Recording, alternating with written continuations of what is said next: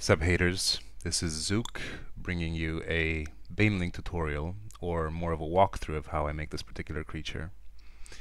Now I start off most of my drawings with a very light outline made with either an HB or an F pencil, basically any hard pencil you can find, just to get the basic shapes down and get the contour lines clean and nice and ready for shading.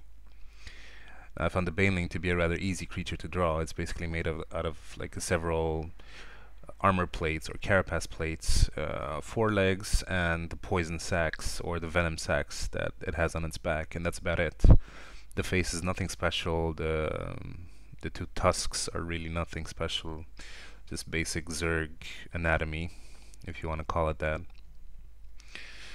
Now, I never press down very hard in this stage on the pencil because if you get indentation in the paper, as in a groove, it's very hard to remove afterwards, and it's going to show if you start shading over it. Now I'm just kind of blocking in areas that I'm unsure about, like the mouth and the eye socket. The eye socket is kind of weird for Banelings. I'm basically done with the outline at this point, and I'm going to grab my 7B pencil soon and start shading with it. I found 7B to be the most versatile pencil because depending on the pressure you apply, you can get very light shading or almost pure black, which is, it's rare with pencils.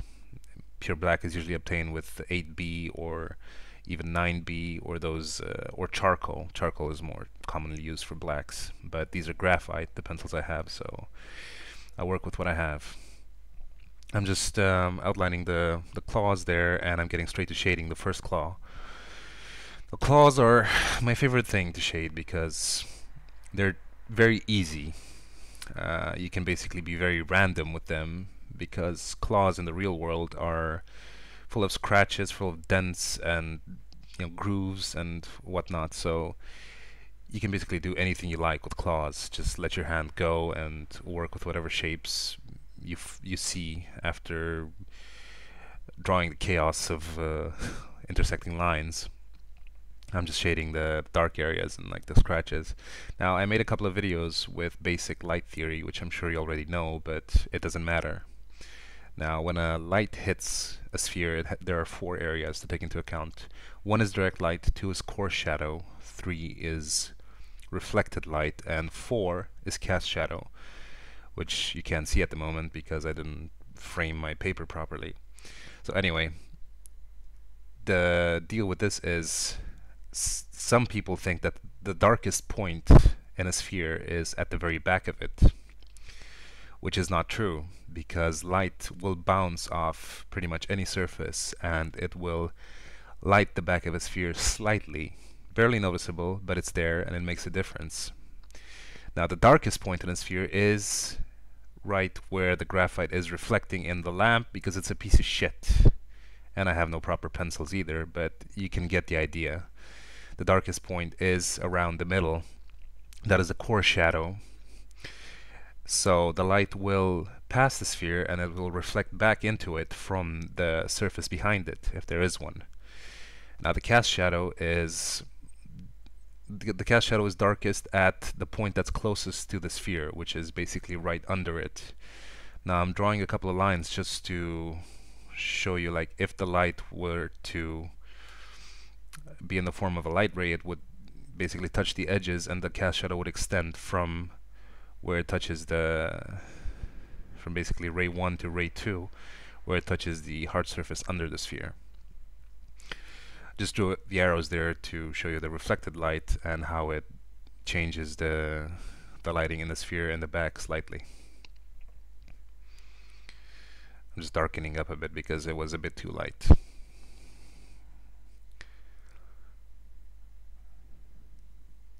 And that's it. Now the way I draw horns is I treat it like a cone, obviously, because it is one.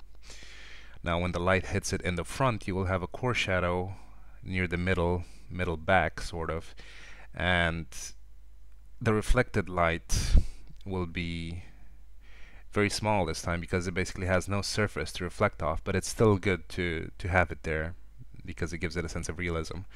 Now the deal with horns is you can basically go crazy with the lines. As you can see there is no technique to that. I just intersect as many lines as I can and start shading in areas that I think make sense to the human eye, because horns are full of scratches and little holes, and they're bone. Bone has a very irregular structure. Like, bones aren't naturally very shiny and perfect.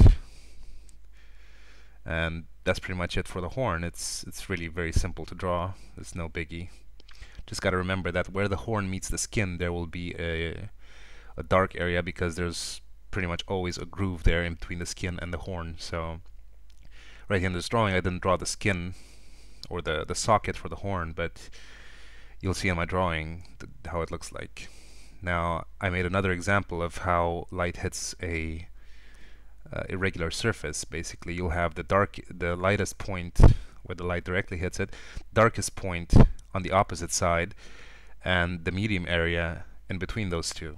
Also, in the back of the object, there will be the core shadow right there, darkest point, and also the rim light. The rim light is basically, if you've ever seen an eclipse, that's the rim light, the light that you can see behind the dark object, which I'll show you here. Like, when the light hits, it also glides off, and if a person is sitting over there where the little arrow is, they will see the rim light, which is very thin, but it makes a whole lot of difference. I'm just shading in there, drawing in the core shadow right now. You can see that. There's the core shadow. And apparently I'm still shading because I have nothing better to do. So that's about it. That's like a semi-sphere hit by light. Now, back to the drawing. I'm done with the first horn. I'm just erasing a bit to show where the light hits, and now I'm drawing the skin fold where the claw meets the leg. And at this point, I have no idea what I'm actually doing, like how the joints work in Zerg, because I hate anatomy. I haven't studied anatomy. I know I should, and I'll get to it eventually. But for now, I'm just kind of doing it how I see it. Lots of grooves, lots of basically carapace-like bony legs, and that's how I see Zerg. Just skin over bone or just bone. That's how they mostly are, and that's fun because you can be extremely random, and in the end it still looks good, which is not something that you can say for robots, for example, where you have to be a bit more perfect. Now, I'm doing the face. I don't really know what a Baneling looks like, but I'm just doing what I think makes sense. I just shaded in with a light shade the entire face, and now I'm just darkening up certain areas where I think the indentations are. Right now I'm just drawing the teeth and kind of pondering in between, like, what area should be dark on the face. I made a little indentation in the top of its head, and now I'm just darkening the cheeks, and I think that's it for the face. I'm gonna start on the second fang or tusk. And I don't always respect the rules of direct light and core shadow and all that, because being a self-taught drawer, I kind of draw the things that feel good. If it looks good to me and it feels right, then I leave it like that, even though it might not be perfect from the point of view of light and shadow and all that, because drawing is in essence all about light and shadow. Now I'm doing the second leg. I realize it doesn't look anything like the first leg, but I'm kind of going somewhere with this, and I like the way it looks. It looks very knuckle bony and like a turtle sort of skin texture. It just looks nice. Now, I didn't quite frame it correctly because I wanted to get the entire thing in the page, but I ended up drawing the second claw. It goes off the page, so my bad there. But anyway, now I'm working on the carapace. The principle behind I've messed up there with the fucking poison sac, but the principle is just the same as the sphere I showed you. Like, you got a core shadow and you got reflected light and rim light, and it's very simple to draw. Now for the carapace, I just do the same principle as for the claws and the tusks.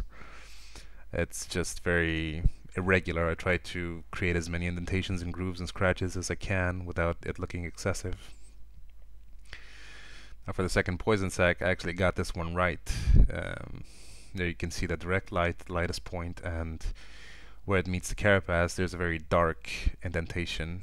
There's no light there. Just drawing the little spikes and their cast shadows. Also, basically each piece of carapace will have a cast shadow on the following one. You can see it clearly, more clearly in this example, where that's where the cast shadow is. And it will have a cast shadow over the poison sac as well, which bends along the contour. It's never straight. I'll be drawing it in a second, I think, after I shade in the... There we go. That's the cast shadow, so it basically it has the same shape as the carapace before it. Makes sense, doesn't it? Just drawing the third leg there with the cast shadow from the first leg, which darkens basically half of it. Now, when you're drawing objects in the back, it's good to not make them as detailed as the objects in the front, because the drawing just gets very cluttered. Like, it's good to have a certain amount of detail, but you know, don't overdo it with like all scratches and all the little bumps and shit, because it's just it's overwhelming. Like, the objects that are most in the front have to have the most details, and the further back you get, the less details you have to worry about. There's the cast shadow from the last piece of carapace over the two poison sacs. I'm drawing the tiny poison sac on its side, and I'm just randomly shading in the body because I don't really know what the texture of a Baneling body is like, but it's probably very irregular, just like most of it. So anyway, that was about it for the Baneling walkthrough. I hope you enjoyed it, and I hope you got something from it. I have no idea why you would even request a tutorial from me, because there are hundreds of them out there that are way better than anything I have to say, but I guess suit yourselves. I cater to my viewers. Anyway, see you next time.